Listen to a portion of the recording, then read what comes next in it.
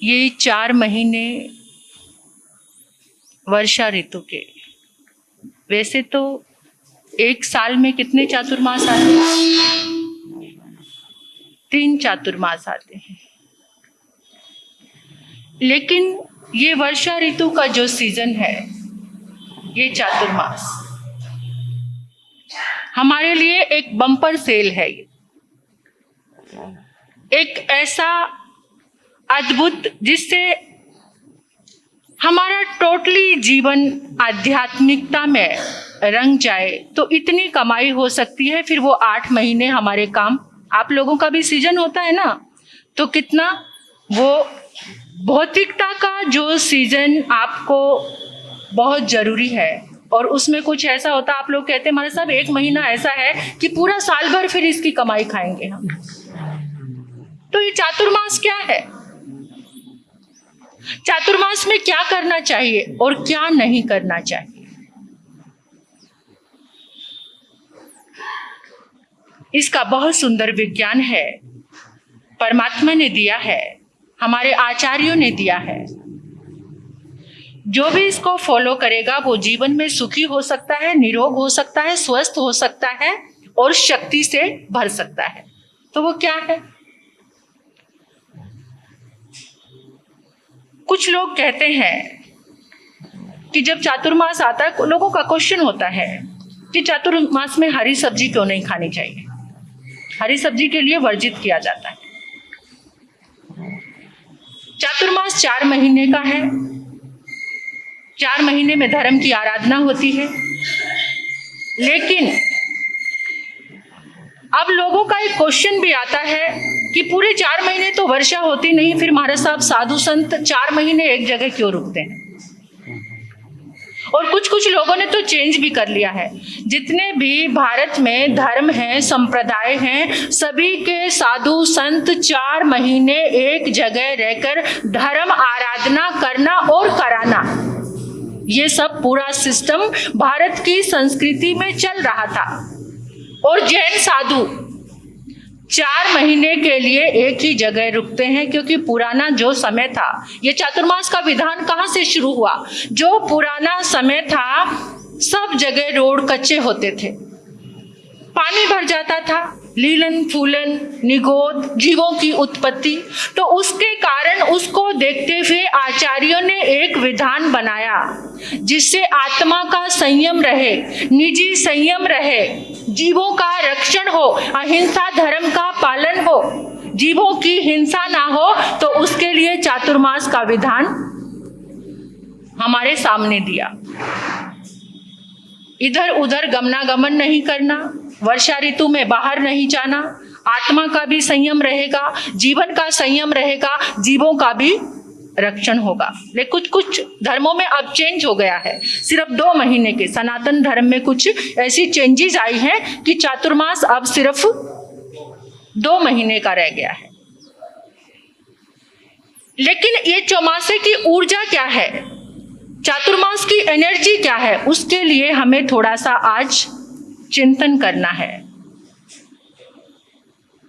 4 महीने, हर एक महीने की अपनी अपनी एनर्जी है, हर एक महीने की अपनी अपनी तरंगे हैं। और उस हर एक महीने में हमें कैसे जागरूक होना है। जो सावन का महीना है, सावन के महीने में हरी पत्तियों का सेवन बिल्कुल भी नहीं करना चाहिए। ये आयुर्वेद धर्म की बात तो, क्योंकि पहले के लोग ऐसे होते थे, ज्यादा शब्द नहीं होते थे, ज्यादा विज्ञान नहीं होता था, और लोग बच्चे सब लोग इतने सरल होते थे। उनको एक ही बात समझा दी जाती थी कि इसको करने से पुण्य लगता है, इसको करने से पाप लगता है। इन दोनों शब्दों में सबको बात समझ आ जाती थी। लेकिन आज के बच्चे क्या करते हैं? प्रैक्टिकल चाहिए। क्या पुण्य और पाप का उनको विश्वास नहीं है कि हमें प्रैक्टिकल चाहिए। तो उसके लिए प्रैक्टिकल एक विज्ञान, परमात्मा की साइंस, भगवान महावीर की साइंस सामने आई। क्या सावन के महीने में जितनी बरसात होती है, पानी से जो पत्तियों वाली सब्जियां हैं वो दूषित हो जाती हैं। बरसात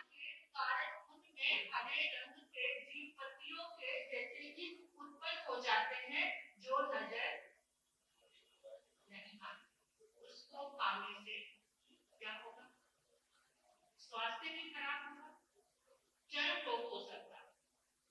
और आयुर्वेद विज्ञान तो यहाँ तक कहता है कि बालों का भी क्षय हो जाता है। ये थोड़ा भौतिकता भी आपको साथ में, क्योंकि भौतिक बातें सुनकर आप जल्दी जागरूक होते हैं कि शरीर को हानि ना हो, आत्मा को कितनी भी हानि हो जाए उसकी परवाह नहीं है। कोई आज परवाह कर ही नहीं रहा, आत्मा शब्द को कोई जान ही नहीं रहा कि आत्मा क्या है, आत्मा की शक्ति क्या है। लेकिन अगर आपको पता चल जाए कि इसके खाने से आपके बाल गिरेंगे तो आप उसे खाना छोड़ दें। चरम रोग होने की, क्योंकि जो बरसात का पानी है वो दूषित हो गया, एक जगह पानी खड़ा है उसमें फल सब्जियां वो उगाए जा रहे हैं और वो दूषित पानी से एक ऐसा इफेक्ट आ रहा है कि आपको दांत, खुजली, चर्म रोग हो सकता है। कि साइंस कहती है कि सावन के महीने में हरे पत्ते वाली सब्जियों का वर्जन, जितने लीव्स हैं, पत्ते वाली जितनी सब्जियां हैं उनको आपको छोड़ना है।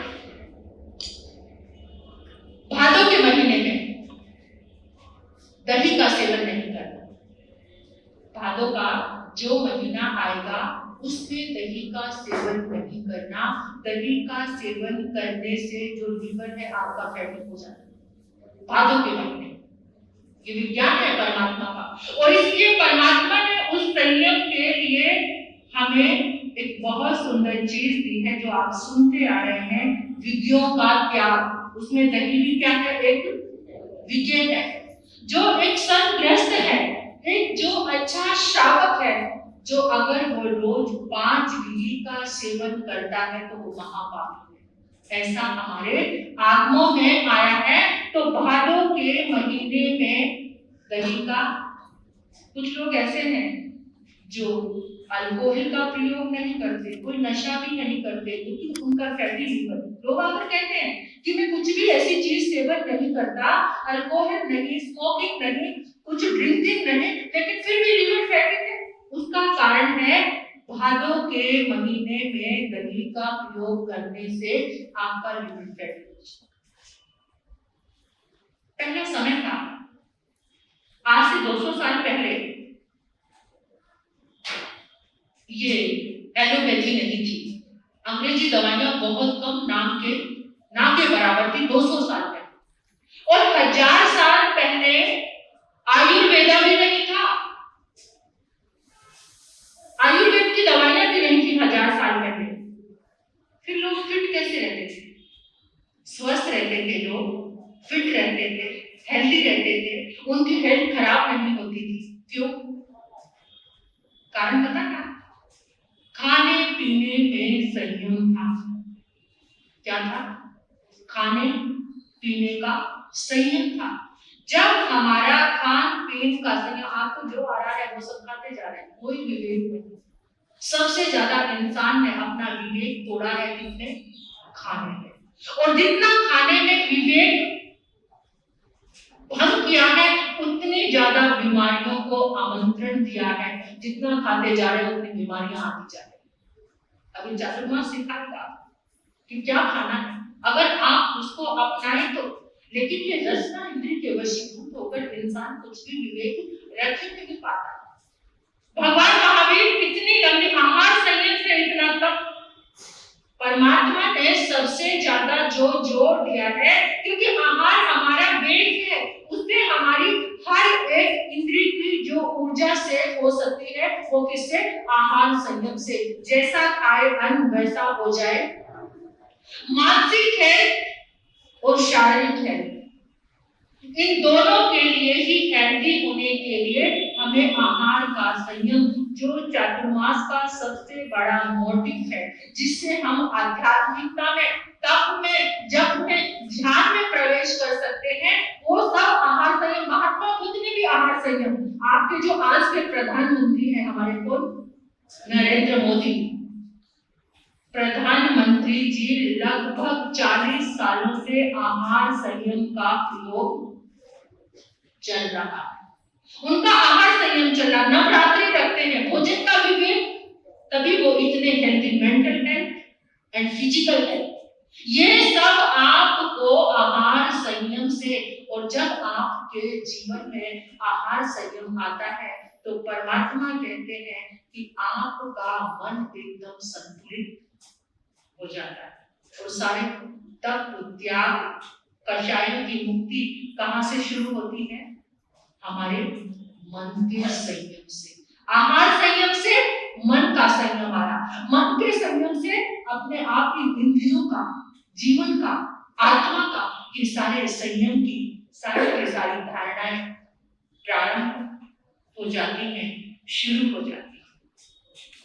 तो जहां हम आहार संयम की बात करते हैं तो वहां पर सबसे पहले इन 4 महीनों का साइंस आप समझ लीजिए कि इन 4 महीनों में आपको क्या छोड़ना है, क्या खाना है, क्या अपनाना है। ये चातुर्मास में कैसे आपकी धर्म आराधना प्रारंभ हो। सुबह उठना नहीं जाता, सुबह उठने को मन नहीं करता, उसका कारण क्या है? आपका भोजन। उसका कारण भी आपका आहार है। शरीर में हर समय सुस्ती रहती है, लेकिन मोबाइल चलाने के लिए बड़े एक्टिव रहते हैं, क्योंकि वो लेटे लेटे भी चलाते हैं ना। मोबाइल चलाने के लिए एक्टिव हैं, लेकिन धर्म स्थान में आने के लिए, धर्म करने के लिए इतनी सुस्ती, इतना आलस्य। चातुर्मास में इन 4 महीनों में अगर आप ये 4 महीनों का संयम करते हैं तो आपकी आध्यात्मिक शक्ति बढ़ने लग जाती है। क्रोध, जिसको बार बार क्रोध आता है उसका बीपी हाई रहता है। जिसके अंदर बहुत ज्यादा काम वासना है उसको जोड़ों का दर्द रहता है। उसके नियंत्रण के लिए क्या करना है? जो बहुत ज्यादा लोभी है उसे शुगर डायबिटीज हो, जिसका लोभ ज्यादा, ऐसे कुछ टिप्स हमारे आचार्यों ने हमारे समक्ष रखे हैं। जिसके अंदर बहुत ज्यादा ईर्ष्या है उसको गॉल ब्लैडर में पथरी हो जाएगी, पित्ते की थैली में पथरी होनी शुरू हो जाती है, जिसके अंदर ईर्ष्या भाव ज्यादा है। और जिसके अंदर अहंकार बहुत ज्यादा है ना, ईगो, उसको साइकोलॉजिकल बहुत सारे प्रॉब्लम्स। जो अहंकारी है उसका मानसिक संतुलन धीरे धीरे धीरे धीरे खराब होता चला जाएगा। ये साइंस भगवान परमात्मा प्रभु महावीर। तो इन सब पर कंट्रोल करने के लिए क्या किया जाए? उसके लिए परमात्मा कहते हैं कि आप सुबह उठकर ओम ह्रीं अर्हं श्री सुमति नाथाय नमः। क्या? ओम ह्रीं अर्हं श्री सुमति नाथाय नमः। अगर ये ध्यान में बैठकर जाप करते हैं तो इन चीजों पर कंट्रोल आपका आना शुरू हो जाता। सुमति यानी यहाँ पर क्या जागी? सद्बुद्धि, सन्मति। आपके पास धन बहुत है, सब कुछ बहुत चीजें हैं, अगर सद्बुद्धि सन्मति नहीं है तो सब कुछ वेस्ट, व्यर्थ है। इसलिए सन्मति की कामना हर रोज जरूर करो कि मेरे पास सद्बुद्धि आए, और इस दिमाग को कंट्रोल करने के लिए, मन को कंट्रोल करने के लिए ये जाप। और जो बहुत ज्यादा डिप्रेशन में है, सुबह उठकर ओम अर्हं का ये नाद ऊंची ध्वनि से अगर 11 बार ओम अर्हं, ये ऊंची ध्वनि से, बहुत ज्यादा ऊंचा लेकर जा सकते हैं इसको, अगर ये नाद आप करते हैं तो आपका मानसिक संतुलन यानी डिप्रेशन ठीक होना शुरू हो जाता है। और एक और बात, घर में सुख शांति और समृद्धि लाने के लिए घर के ऊपर ध्वज, नमोकार मंत्र की जो ध्वजा है वो अपने घर की शिखा पर आज लगा लेना। सब जन, आपके घर में खुशहाली आएगी। जैसे जैसे हवा से वो आपका झंडा, फ्लैग, वो पताका लहराएगी, वैसे वैसे खुशी। एक वास्तु है ये, घर की शिखा पर अगर आप नमोकार मंत्र का ध्वज लगाते हो, जैसे वो ध्वजा लहरा रही है, ऐसे ऐसे खुशी आपके आंगन में आ रही है। इन चीजों के प्रयोग करने से, इन चीजों के लिए जागरूक होने से, तो इस चातुर्मास में आपने एक संकल्प लेना है कि हमने अपने क्रोध को क्या करना है, पूरी तरह से खत्म होने वाला नहीं, उसको कम करना। राग द्वेष की ग्रंथियां जो एक दूसरे से अब तक बनाकर रखी है, उसको क्या करना है, ढीला करना है। कसी हुई है बहुत ज्यादा, खत्म नहीं होगी वो, ये पंचम काल है, लेकिन उसकी क्वांटिटी कम हो सकती है। माया जो छल है, उसको धोखा, दगाबाजी, सारे इस दगाबाजी से ये जीवन का सर्वनाश हो रहा है। सरल बनकर इस चातुर्मास में कुछ ना कुछ प्रतिज्ञा आज आपको जरूर करके जानी है। ये रिवायत और परंपरा निभाने में मेरा विश्वास नहीं है कि आज चातुर्मास शुरू हुआ है तो आज के दिन ये कर लिया, कल कुछ भी नहीं है। ऐसा नहीं, इन 4 महीनों के लिए आपको प्रतिज्ञा करनी है। पहले महीने, सावन के महीने क्या करना है, हरी पत्तियों का सेवन नहीं करना। दूसरे भादों के महीने में, और तीसरे आसोज के महीने में दूध का सेवन नहीं करना। आपको हार्ट की जितनी प्रॉब्लम है, जो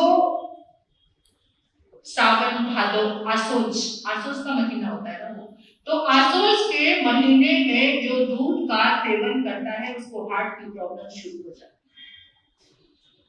कार्तिक का महीना, उसमें आपको 2 दल वाले अनाज, 2 दल वाले समझते, जिसका टुकड़ा हो जाए, जैसे चने है, मटर है, उड़द की दाल है, यानी जिसके द्विदल वाले अनाज का सेवन नहीं करना।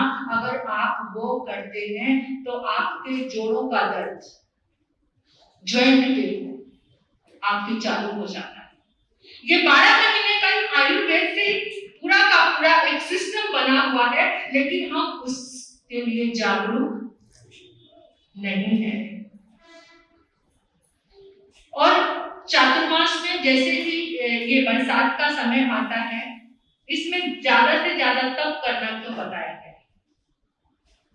इसका भी एक साइंटिफिक वे है। मौसम में नमी है, बरसात है, ज्यादा पानी की आवश्यकता है, इसलिए पानी वाले कोई भी फल आपको उसका सेवन नहीं करना।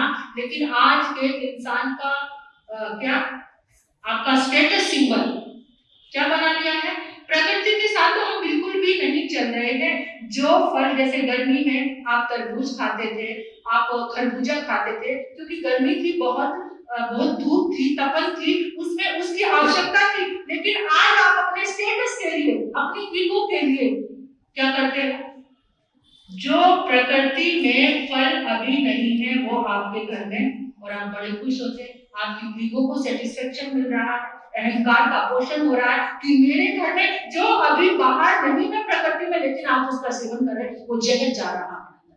क्या जा रहा है, जहर। प्रकृति ने उसको पकाया नहीं, वो किस में रखा हुआ है, कोल्ड स्टोरेज, और आप अपने घर में लाकर उसको खा रहे हैं। इससे क्या हो रहा है, जहर, अंदर जहर जा रहा है। जितना जहर जा रहा है उतना ही जहर बॉडी में फैलता जा रहा है, इतनी बीमारियां होती जा रही है, क्योंकि हम बिल्कुल प्रकृति से डिस्कनेक्ट हो गए, नेचर से बिल्कुल अलग हो गए। नेचर जिस चीज को पकाकर तुम्हें दे रही है, बस वही खाने का तुम्हारा अधिकार है, बाकी जो भी कुछ खा रहे हो सब कुछ जहर है।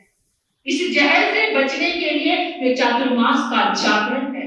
इस चातुर्मास में तब क्यों करना, जब क्यों करना, क्योंकि वातावरण में नमी है, और नमी के कारण हमारी जो जठरा अग्नि है, हमारे भीतर कौन सी अग्नि है, जठरा अग्नि, इस नमी के मौसम में वो मंद पड़ जाती है, ज्यादा भोजन की आवश्यकता नहीं।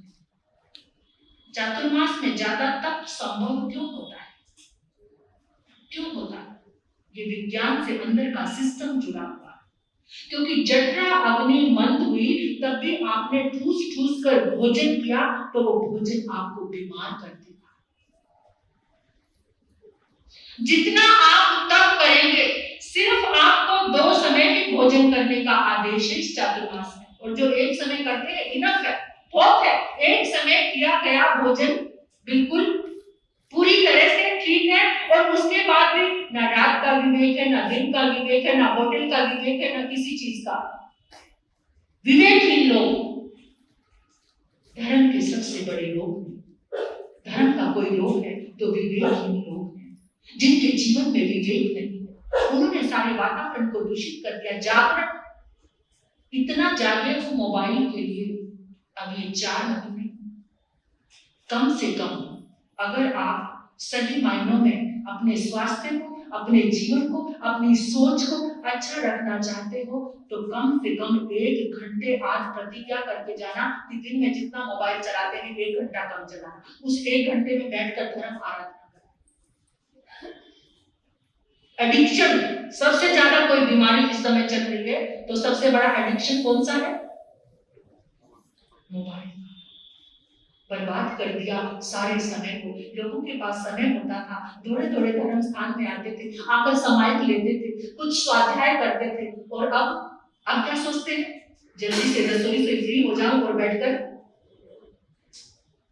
मोबाइल चलाओ। जानते हैं ये सब कुछ, लेकिन फिर भी जागते नहीं। ये चातुर्मास आपको शक्तिशाली बनाने का है। अध्यात्म से, जागरण से, तप से जितना कम भोजन का सेवन होगा उतना ज्यादा तुम्हारी जठरा अग्नि अच्छी रहेगी। जठरा अग्नि अच्छी रहेगी, बॉडी के सिस्टम अच्छे रहेंगे। परमात्मा का सूत्र है, सिर्फ चातुर्मास में एक ही अक्षर सीखना है आपने। क्या? जयंत। कौन सा अक्षर सीखना है? जयंत। जयंत मतलब यत्ना, अवेयरनेस, जागरूकता। सिर्फ एक ही शब्द है। शिष्य ने प्रभु से क्वेश्चन कर दिया, प्रभु ऐसा क्या करें? कहम चरे कहम जीते, कहीं कासे कहम सहे, काम पूजन तो भाषण तो पाप हम न बनते। ऐसा क्या करें? प्रभु ने सिर्फ एक ही अक्षर दिया, जय। जयं चले, यत्ना से चलो, यत्ना से खाओ, यत्ना से उठो। खाने के लिए मना नहीं किया, ये नहीं कहा कि बिल्कुल खाओ मत, तुम बिल्कुल भूखे रहो, तपस्वी हो जाओ, ऐसा नहीं कहा। सिर्फ एक शब्द दिया प्रभु। भगवान महावीर की साइंस का अवलोकन आप करोगे। ये तो बाद में कट्टरता फैलाने वालों ने कुछ फैलाते चले गए, बिल्कुल अलग कर दिया। परमात्मा के अनेकांतवाद से खिलवाड़ कर दी कट्टर लोगों ने, और ऐसी कट्टरता में धर्म को बांध दिया कि जहां आने से बच्चे डरते हैं, आने से युवा। अगर महावीर को तुम समझ जाओ, महावीर की साधना को समझ जाओ, इतना फ्लेक्सिबल कोई धर्म, कोई साधना हो ही नहीं सकती। प्रभु ने एक ही शब्द दे दिया, जय। यत्न, तुम्हारी यत्न तुम्हें स्वस्थ कर सकती, तुम्हें धार्मिक बना सकती, तुम्हें आध्यात्मिक बना सकती। धार्मिक होने के आडंबर तो आप बहुत कर चुके, लेकिन इस चतुर्मास में आध्यात्मिक हो जाए। तुम्हारी पहचान अध्यात्म से, धर्म से नहीं। इसलिए प्रभु ने इतना सुंदर सूत्र दे दिया, तुम खाओ तो जाग कर खाओ, तुम उठो तो जागे हुए उठो, तुम सो तो जाग कर सो, तुम चलो तो जाग कर चलो, तुम पहनो तो जागते हुए पहनो। सब कुछ जागरूक अवस्था में। यही चतुर्मास है, यही चतुर्मास का महत्व है, जागने का। हर चीज को जागते हुए करो। जब जागते हुए करोगे तुम्हें समझ आ जाएगा क्या पुण्य है, क्या पाप। बस इसकी धारणा जब समझ आ जाएगी, क्या आश्रम में क्या संबंध है, किसमें रहे, किसमें स्थित रहे, ये चातुर्मास सिखा रहा है। सब कुछ जितना आयुर्वेद चातुर्मास की जितनी विधियां हैं, तुम्हें स्वस्थ करने की विधियां। जब स्वस्थ व्यक्ति होता है तो वो धर्म का आराधना जरूर करता है, रोगी नहीं। और जितनी ये चीजें आ रही है आज इस भौतिकवादी युग में, सारी की सारी चीजें बीमार कर रही है अंदर से। मानसिकता को बीमार, खाने का रोग लगा हुआ है, बाहर होटलों का रोग लगा हुआ है, चाइनीज खाने का रोग लगा हुआ है। ये रोग है, और ये रोग अस्वस्थ कर रहा है। स्वस्थ होना है तो सिर्फ इस चातुर्मास की विधि को फॉलो करो। ये चातुर्मास की विधि, जब तुम तुम्हारे अपनी जठरा अग्नि को अच्छा रखना चाहते तो तप में प्रवेश कर जाओ। हर रोज कुछ ना कुछ तप, एकांतता, आयनिक के एकांतरे, एकाश्मिक के एकांतरे, उपवास के एकांतरे, क्योंकि भोजन की बहुत आवश्यकता नहीं है। और जिस समय तुम एकांतरे करोगे तो तुम्हें समय मिलेगा सामायिक करने का, बैठ कर, क्योंकि रसोई घर में जितना आराम समाराम नहीं होगा तो उस समय तो मिलेगा बैठने का, और उससे तुम्हारी धर्म की आराधना होगी। निमित्त मिला है, चातुर्मास का प्रेरणा मिल रही है संतों से, तो इस निमित्त और प्रेरणा से मुख मत मोड़ना। इसलिए इस चातुर्मास में क्या करना है, क्या नहीं करना, इस बात को आप अच्छी तरह से समझ लेना।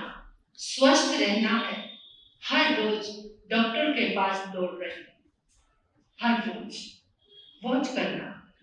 आज का दिन ऐसा गया कि घर का कोई मेंबर डॉक्टर के पास नहीं गया, घर के किसी मेंबर ने टैबलेट नहीं ली।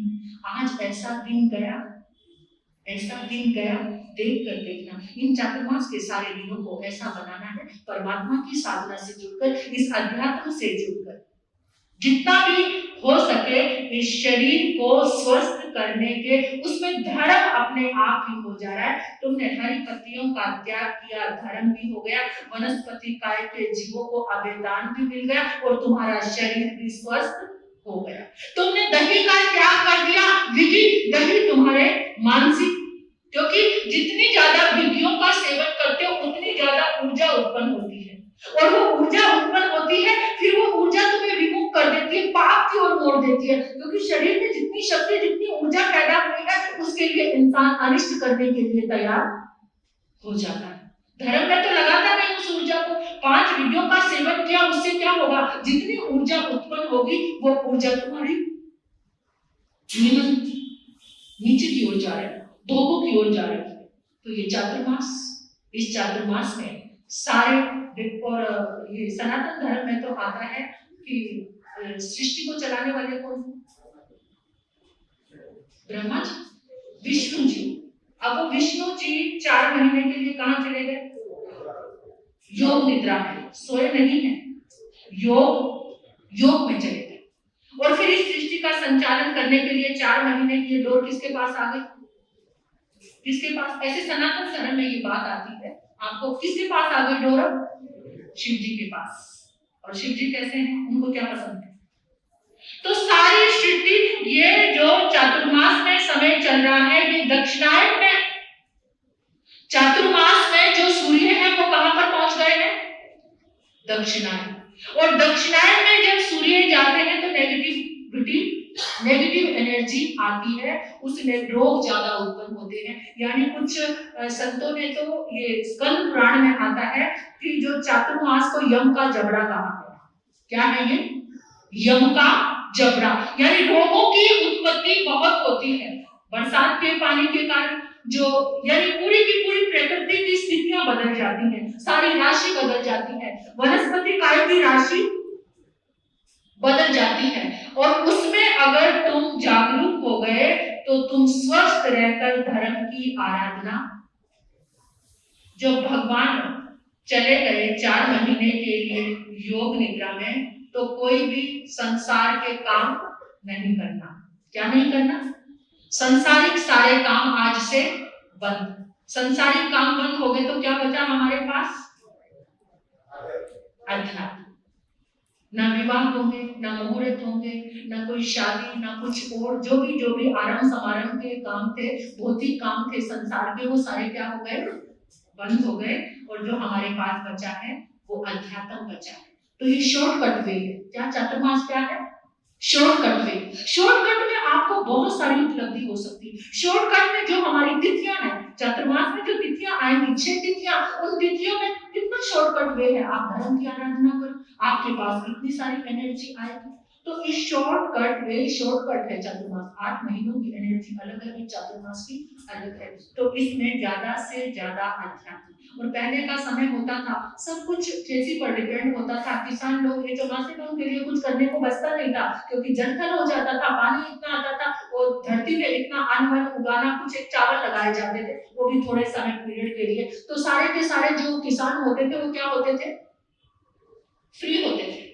जब वो फ्री होते थे तो संत समागम करते थे, संतों के पास आते थे, धर्म आराधना सीखते थे। और आजकल तो नजारा पूरा चेंज हो चुका है। तो सबसे ज्यादा आपको प्रतिज्ञा लेनी है, 1 घंटा 2 घंटे आपको मोबाइल कम, छुप नहीं सकता, लेकिन उसको ये आलतू फालतू की जो रील्स देखते रहते हैं ना, ऐसे ऐसे बच्चे आकर बताते हैं, एक बार बैठते फालतू की रील घुमाते रहते हैं। अरे इतना टाइम कीमती है, एक एक क्षण। वक्त कहता है मैं वक्त हूँ, वक्त पे बता दूंगा, जो वक्त पे ना संभले उसे मिट्टी में मिला दूंगा, जो वक्त पे संभल जाए उसे शहंशाह बना दूंगा। मैं वक्त हूँ, वक्त पे बता दूंगा, ये वक्त बताएगा। तो इसलिए फालतू की रील घुमाने को छोड़ देना और 1 घंटे के लिए सामायिक लेकर कुछ सीखना है। ये अनमोल वक्त आपके पास, भाइयों के पास, प्रतिक्रमण सीखना, 25 बोल सीखना, ध्यान सीखना, समय की पट्टियां सीखना, और भी कुछ जीवन में किसी को क्षमा कैसे करना है, क्षमा कैसे मांगना है, ये जीवन के अंतर को बदलने वाले परिवर्तन, उनको सीखने की कोशिश करना। ये चातुर्मास आया है, प्रेरणा निमित्त दोनों आपके सामने है। अब कौन कितना लाभ उठाता है, किसका पुण्य उदयमान, ये तो कभी कभार अपना पुण्य अपने पुरुषार्थ से जगाना पड़ता है। यहाँ सब बैठकर हाँ कर रहे हैं, और यहाँ से जाने के बाद फिर देखना किससे लगाव है।